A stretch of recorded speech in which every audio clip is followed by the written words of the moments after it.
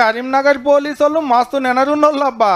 అయ్యో పాపం తాగినోళ్ళని ఎందుకు తిప్పల పెట్టాలే, ఆడ మందుకు కట్టిరి ఈడ ఫైన్లు కట్టిస్తే అనే జాలి గుండెలు మనోళ్ళయి. కాకుంటే 10 10 చేతిలో పెడితే కథము, కేసు లేదు గీసు లేదు.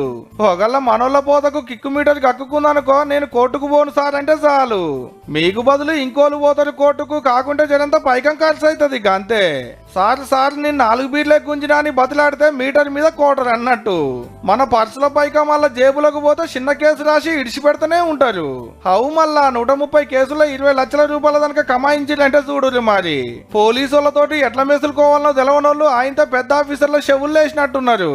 ఇంకేముంది, ఎంక్వైరీ చేసి ఓ ఎస్ఐ గారిని నకిలీ గన్లను పట్టుకపోయినందుకు కోర్టు కానిస్టేబుల్ ను కేసు మార్చి రాసినందుకు రైటర్లు సస్పెండ్ చేసిర్రు. మనోళ్ళు తాగిన దాన్ని బట్టి పైకం గుంజిరాట. డాక్టర్లు లీడర్లు పైసలున్నోళ్ళు పతారున్నోళ్ళు దొరుకుతారు కదా.